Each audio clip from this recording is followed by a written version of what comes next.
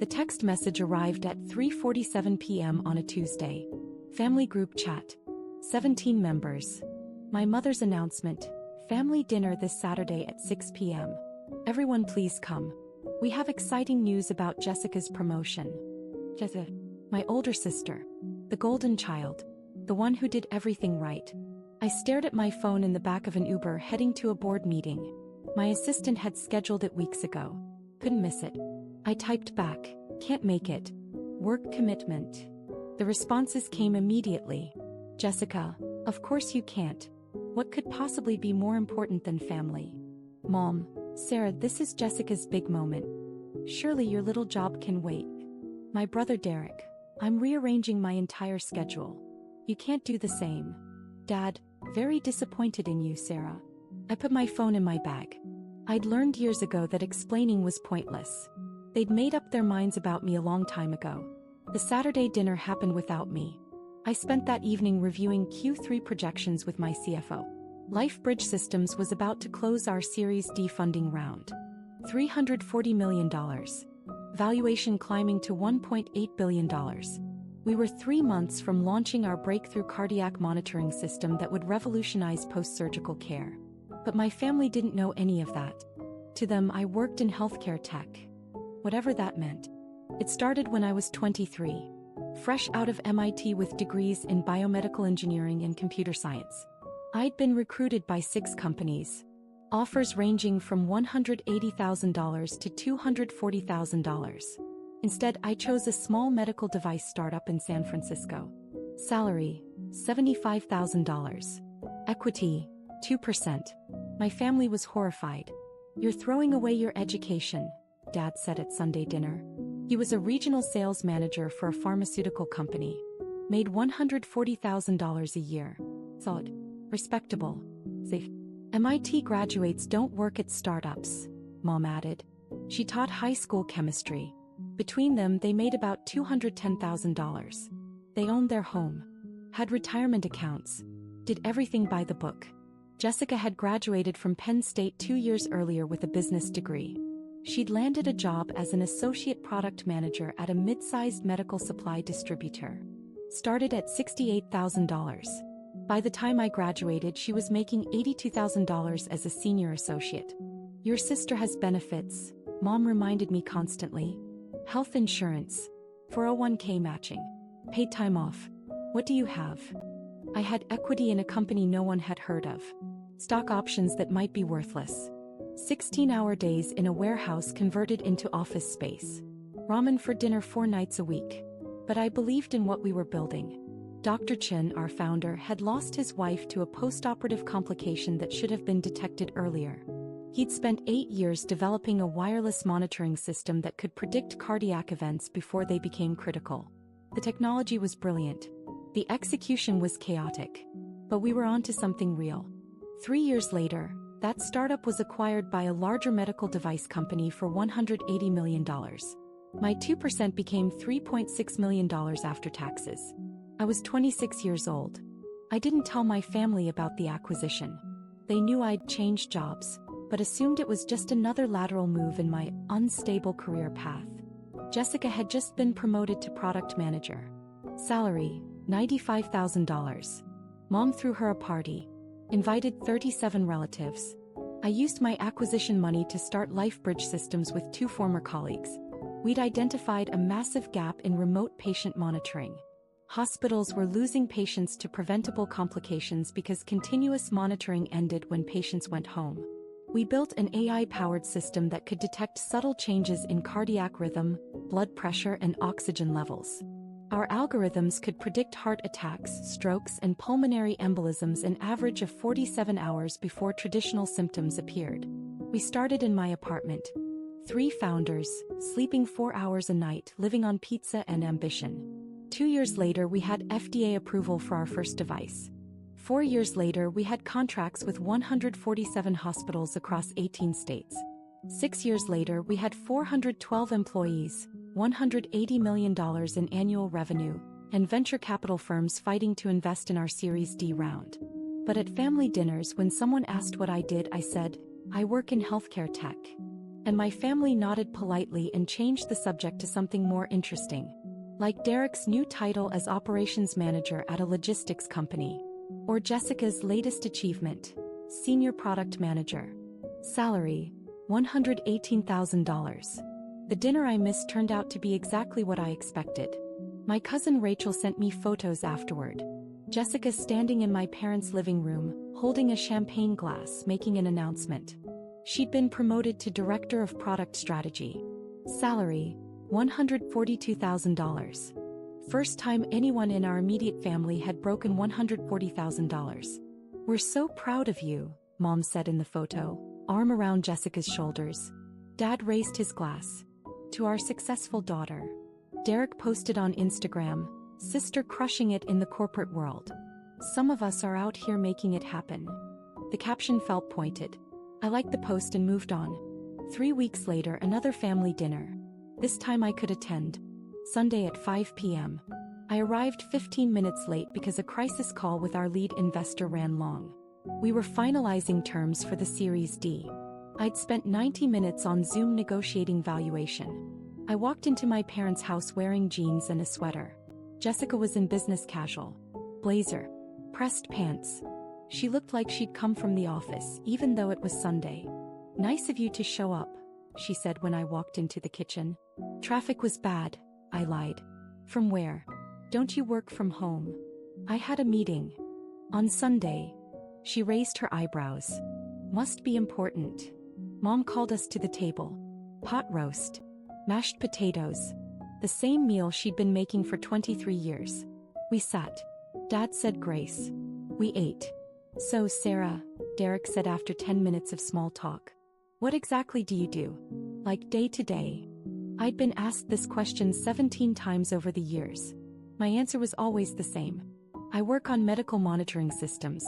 Software and hardware integration. Patient data analysis. That sounds very technical, Mom said in a tone that meant she had no idea what I was talking about and didn't care to learn. It is, I said. Do you manage anyone? Derek asked. I managed 412 employees. I had 7 direct reports, including our CTO, CFO, and VP of Clinical Operations. A few people, I said. A few. Jessica laughed. That's adorable. I manage 15 people now. Full P&L responsibility. $47 million budget. It's intense. That's impressive, I said. And I meant it. Jessica was good at her job. She worked hard. She'd earned her success. What's your budget? Derek asked me. I don't really work with budgets, I said. Which was technically true. I didn't work with budgets. I approved them. Our operating budget for the year was $96 million. So you're more of a technical person, Dad said. Not really management track. Something like that, I said. Jessica sipped her wine. There's nothing wrong with being an individual contributor, Sarah. Not everyone can handle leadership responsibilities. I cut my pot roast and said nothing. How much are you making these days? Derek asked. If you don't mind me asking. I did mind. But the question hung in the air. Enough, I said. She probably makes, what, 90? 100? Jessica guessed. Tech jobs pay well, but without management responsibility, there's a ceiling. I'm comfortable, I said. My salary was $285,000. Plus equity. Plus bonuses. My net worth was approximately $47 million between my acquisition windfall, my LifeBridge equity, and investments. But they didn't ask for details. And I didn't offer them. Well, I'm just proud that someone in this family finally broke into 6 figures, Mom said, beaming at Jessica. Your father and I never managed that, even with both our salaries combined. It's a huge milestone, Dad agreed. Director level at 32. That's exceptional. Jessica smiled. I've worked really hard. It shows, I said quietly. After dinner we moved to the living room. Coffee and pie. Mom brought out photo albums. Pictures of Jessica's college graduation. Her first apartment. Her promotion celebration last month. Do you have any pictures from work, Sarah? Mom asked. What's your office like? It's nice, I said. Pretty standard tech office. Open floor plan? Derek asked. I've heard tech companies do that. Sounds distracting. We have a mix, I said. Private offices for senior people. Collaborative spaces for teams. Do you have your own office? Jessica asked. I do. That's surprising for someone without direct reports, she said. Must be nice. I had a corner office on the 8th floor of our building in downtown San Francisco. Floor-to-ceiling windows. View of the bay. My name on the door. And on the building directory, Sarah Chin, CEO and co-founder. But they didn't ask. And I didn't tell them. The invitation arrived 6 weeks later. Medical Technology Innovation Summit. Boston Convention Center. March 15th to 17th. 3 days of keynotes, panels and networking. The premier event for healthcare technology executives. My assistant forwarded it to me. You're scheduled for the opening keynote on March 16th at 9 a.m. They're expecting 2,000 attendees. I'd spoken at MCAS twice before. Once as a panelist 4 years ago. Once as a keynote 3 years ago. This year they wanted me to deliver the opening address for the entire conference. The theme, revolutionizing patient care through predictive technology. My speech was already written. 45 minutes on how LifeBridge Systems had reduced post-operative mortality rates by 34% in hospitals using our monitoring systems. How our AI had saved 2,847 lives in the past 18 months. How we were expanding into home care, rehabilitation facilities and nursing homes. I confirmed my attendance. 2 weeks before the conference, another family group chat message. Jessica, guess what? My company is sending me to MTIS in Boston. All expenses paid. This is huge for my career. Mom, that's wonderful. What's MTIS? Jessica. Medical Technology Innovation Summit. Only the most important healthcare tech conference in the country. Major executives, industry leaders, product launches. I'm going as part of our business development team to explore new vendor partnerships.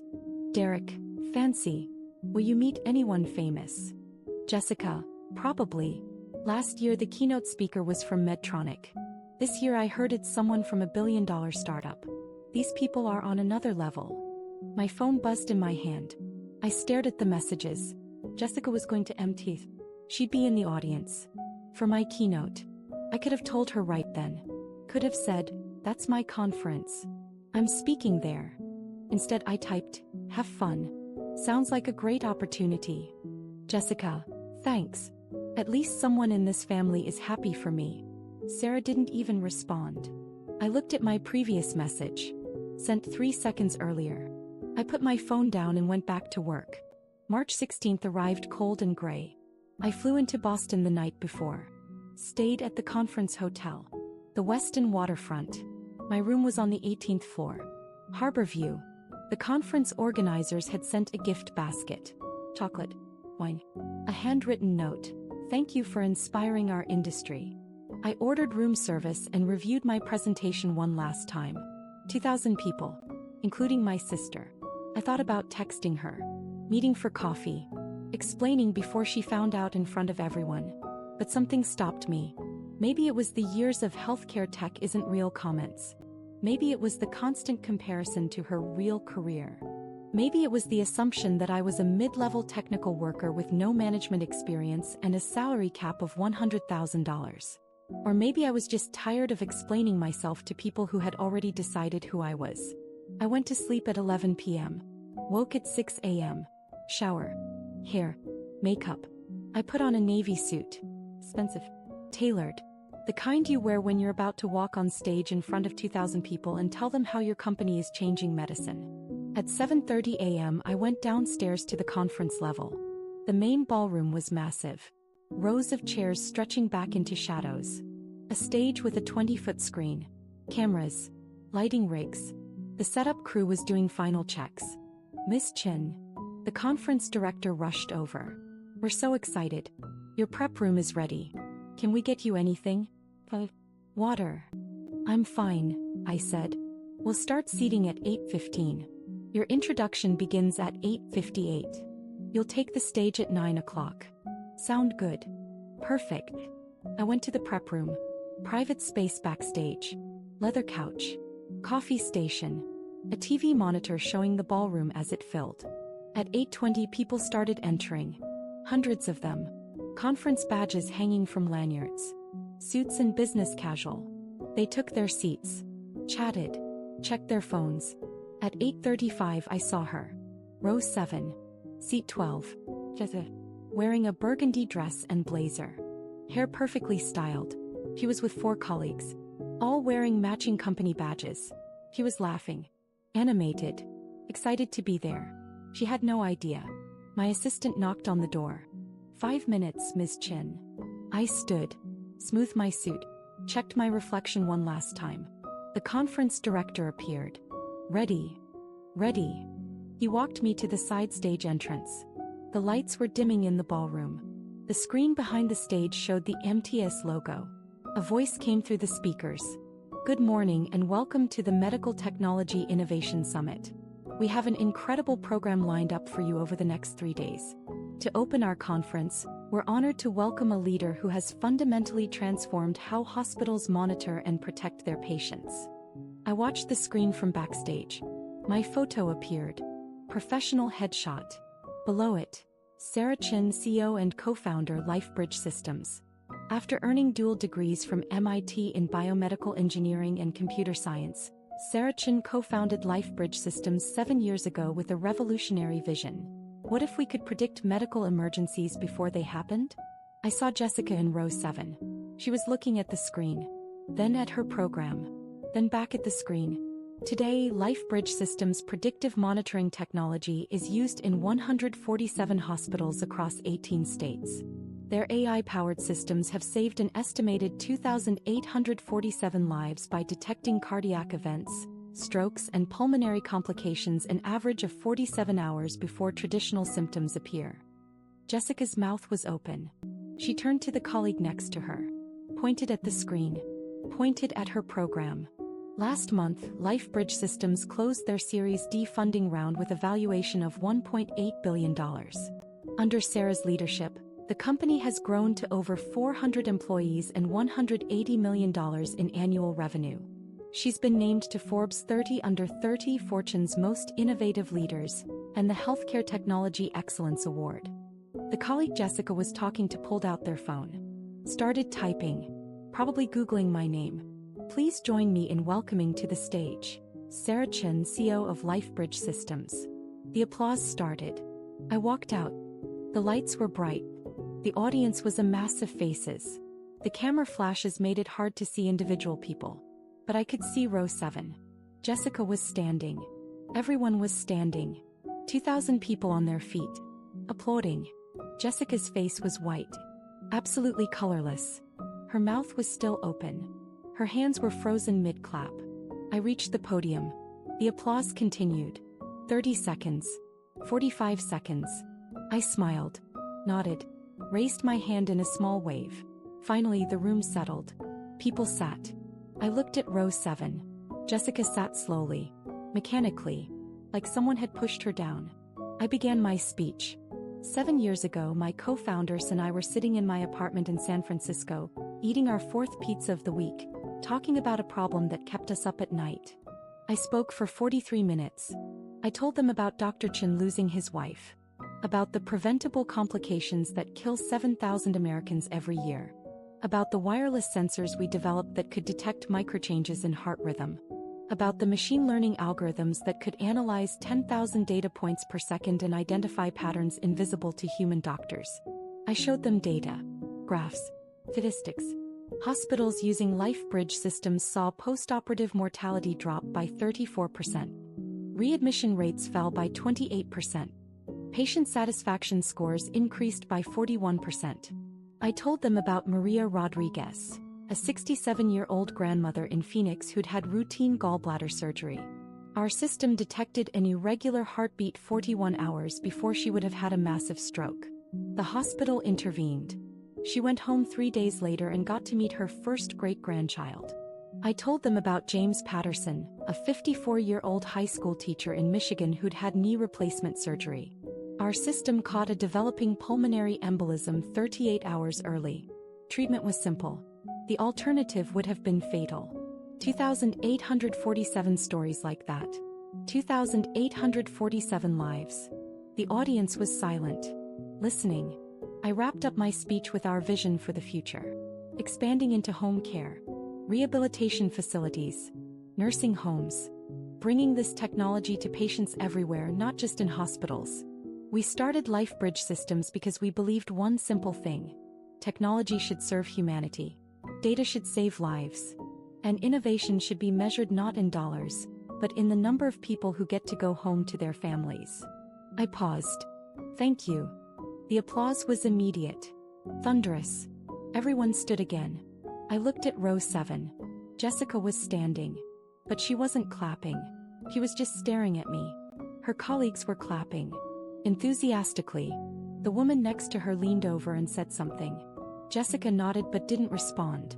The conference director returned to the stage. Thank you, Sarah. We have time for a few questions. Hands shot up across the ballroom. 20 minutes of Q&A. Questions about our technology, our funding, our expansion plans, our partnership strategy. A woman in row 12 stood. Ms. Chen, your company is clearly positioned for significant growth. Are you considering an IPO? We're exploring all options, I said carefully. Our focus right now is on delivering value to patients and healthcare providers. When the time is right for an IPO, we'll make that decision based on what serves our mission best. More questions. More answers. Finally, the conference director wrapped up. Let's give Sarah Chen one more round of applause. They stood again. I waved, smiled, walked off stage. Backstage, the conference director was beaming. That was incredible. Absolutely incredible. We're already getting tweets about it. You're trending on healthcare tech Twitter. Glad it went well, I said. The networking reception is at 11. We'd love to have you there. And we're doing press interviews at 2 if you're available. I'll be at both, I said. My assistant appeared with my phone. 17 messages. 3 from my CFO about the press coverage. 2 from our VP of Communications about interview requests. 5 from investors and board members congratulating me. And 7 from my family group chat. I opened the group chat. Derek, Sarah? Derek, you're the CEO of $1 billion company? Mom, Sarah, is this true? Are you really the person who just spoke? Dad, we had no idea. Derek, Jessica just sent me a video. That's definitely you on stage. Mom, why didn't you tell us? Derek, this is insane. You've been sitting at our dinners letting us talk about our jobs like... Wow. There were no messages from Jessica. I put my phone away. The networking reception was in the main exhibition hall. Hundreds of people. Vendor booths. Cocktail tables. I was immediately surrounded by executives, investors, and journalists. Ms. Chen, I'm from MedTech Daily. Could we get 5 minutes? Sarah, we'd love to discuss a potential partnership with our hospital network. I've been following LifeBridge for 2 years. Your presentation was phenomenal. I worked the room, smiled, shook hands, exchanged business cards, had the same conversation 40 times. At 11:47, I saw Jessica. She was standing near the LifeBridge Systems booth. Our marketing team had set up a display. Photos of our technology. Monitors showing our interface. Testimonials from hospital administrators. She was reading one of the testimonials. I walked over. Hi, Jessica. She turned. Her face was still pale. Sarah. Her voice was flat. So, this is what you do? Yes. You're the CEO of $1 billion company. $1.8 billion, I said. At last valuation. She blinked. And you never mentioned this. Not once. Not at any family dinner. Not when Mom asked about your job. Not when Derek asked about your budget. I did mention it, I said calmly. I told you I work in healthcare tech. You said you work in healthcare tech. Not that you run a healthcare tech company. Not that you're... She gestured at the booth. At the conference. At everything. This. You never asked, I said. Her face flushed. I never asked. Sarah, we talked about careers constantly. You sat there at dinners while we discussed our jobs. While I talked about managing 15 people and my $142,000 salary and my... She stopped. You let us think you were some mid-level technical worker. I never said that. You never corrected us. People were starting to look. I lowered my voice. Jessica, every time I tried to talk about my work, you changed the subject. Every time someone asked what I did, you answered for me. Healthcare tech, in that dismissive tone. Like it wasn't a real job. Because I didn't know. Her voice broke. If you'd just told us, would you have believed me? I asked quietly. If I'd said, I'm the CEO of a company worth $1.8 billion, would you have believed me? Or would you have thought I was exaggerating? Delusional, trying to one-up your director promotion? She opened her mouth, closed it. I didn't tell you, I said, because I didn't need you to know. My work speaks for itself. My company succeeds or fails based on what we build, not on whether my family understands what I do. That's not fair, she whispered. We're your family. You're right, I said. You are. And I love you. But you spent 7 years assuming the worst about my career without ever asking for details. You spent 7 years comparing your achievements to what you thought were my failures. And you never once considered that maybe I was doing okay. Her eyes were wet. I didn't mean. I know you didn't, I said gently. But it happened anyway. A man in a suit approached us. Miss Chin, I'm from Johnson & Johnson. We'd love to discuss a potential acquisition conversation. Of course, I said. I turned back to Jessica. I have to go. We can talk later if you want. She nodded. Said nothing. I walked away to discuss a potential $3 billion acquisition offer. The rest of the conference was a blur. Panels, meetings, interviews, networking. I shook 200 hands, had 150 conversations, signed 12 NDAs for potential partnerships. Jessica and her colleagues attended several sessions. I saw them in the audience for a panel I moderated on Friday afternoon. She didn't approach me. Friday evening, I flew home to San Francisco. My phone buzzed during the flight. Family group chat. Mom, Sarah, we'd like to talk. Can you come to dinner on Sunday? I stared at the message for a long time. Finally, I typed, I can do Sunday at 5. Sunday dinner was uncomfortable. I arrived exactly on time. Everyone was already there. Jessica, Derek, Dad. We sat at the table. No pot roast this time. Mom had ordered Italian from the place we used to go for special occasions. So, Dad started. We've all been talking. And we owe you an apology. I said nothing. Mom continued. We had no idea what you'd accomplished. If we'd known, you would have treated me differently? I asked. Silence. That's the problem, I said quietly. My accomplishments shouldn't determine whether you respect me, whether you take my career seriously, whether you include me in family celebrations. We always included you, Derek protested. You uninvited me from Jessica's promotion dinner, I said. Well, you didn't technically uninvite me. You just scheduled it for a night you knew I couldn't make and then talked about how disappointed you were that I didn't prioritize family. Derek looked away. We didn't understand, Mom said. You were always so vague about work. I was exactly as detailed as you let me be, I said. Every time I mentioned a project, you changed the subject. Every time I tried to explain what we were building, you talked over me about Jessica's latest achievement. I learned to stay quiet because it was easier than fighting for airtime in conversations where no one was listening. Jessica was crying silently. I'm not saying this to hurt you, I continued. I'm saying it because it's true. You decided I was the unsuccessful one. The one who made bad career choices. The one who needed advice about stability and benefits and 401 Burmese chots. And you never questioned that narrative. We were wrong, Dad said. His voice was thick. We were completely wrong. And we're sorry. I took a breath. I appreciate that. Can we start over? Mom asked. Can you tell us about your company? Really tell us. So I did. I told them about the apartment startup days, the acquisition, the founding of LifeBridge, the FDA approval process, the first hospital contract, the growth, the challenges, the victories.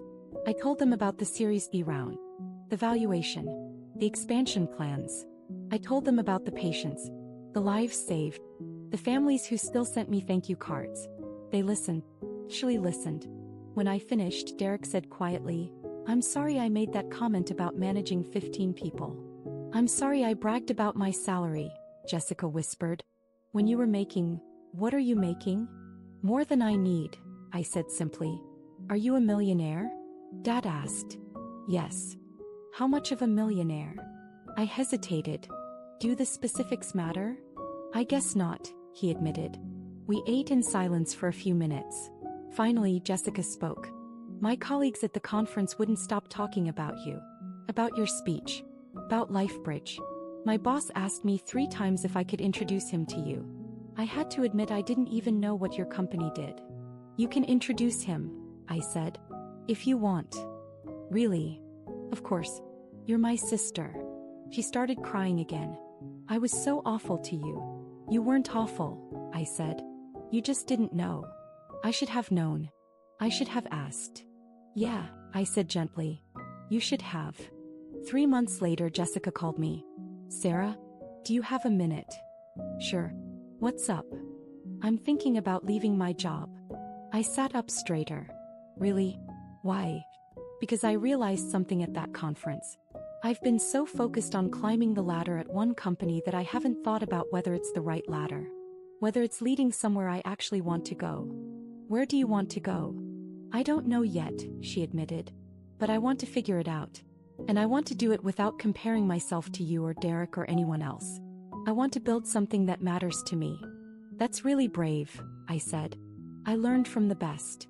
She paused. Will you help me? Not with money or connections or anything like that. Just advice? Perspective. Of course, I said. Anytime. We talked for an hour. About her skills. Her interests. Her dreams. Things we'd never discussed before because we'd been too busy comparing instead of connecting. When we hung up, I realized something. The standing ovation at MTIS had been satisfying. The validation. The recognition. Watching my sister realize who I was. But this conversation mattered more. Not because she finally respected my success. But because we were finally talking to each other as people, not as competitors. 6 months after MTIS, LifeBridge Systems announced our Series E round. $500 million. Valuation $3.2 billion. The press release went out on a Tuesday morning. Within an hour, my phone buzzed. Family group chat. Mom, we saw the news. Congratulations. Dad, so proud of you, honey. Derek, holiest *T Sarah. $3.2 billion. And then Jessica, not surprised at all. You're amazing. Red heart. I smiled and replied, thanks everyone. Excited for what's next. Because that was the thing about success. It wasn't about the validation. It wasn't about proving people wrong. It wasn't about standing ovations or press releases or valuations.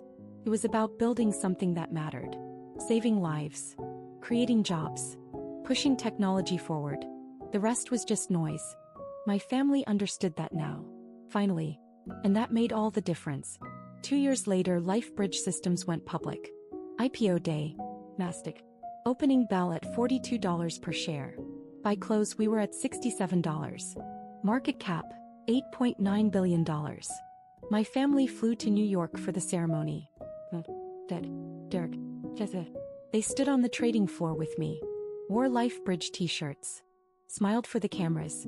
When I rang the bell, they cheered louder than anyone. Afterward, we went to dinner at a restaurant in Tribeca. Expensive. Celebratory. The kind of place we never went when I was growing up. This is incredible, Mom said, looking around. I can't believe this is our life now. It's not your life, I said gently. It's mine. You're welcome to visit it. But it's mine. She blinked. Then nodded. You're right. I'm sorry. I meant I'm proud to see you achieving your dreams. Thank you, I said. That means a lot. Jessica raised her glass. To Sarah, who never needed us to believe in her, but I'm glad we finally do. To Sarah, everyone echoed. We clinked glasses. I looked around the table at my family. Imperfect. Complicated. But mine. To second chances, I said quietly. We drank. And for the first time in years, I felt like we were finally on the same page. Not because they understood what I did. Not because they respected my success. But because they'd learned to ask questions instead of making assumptions. That was enough. That was everything.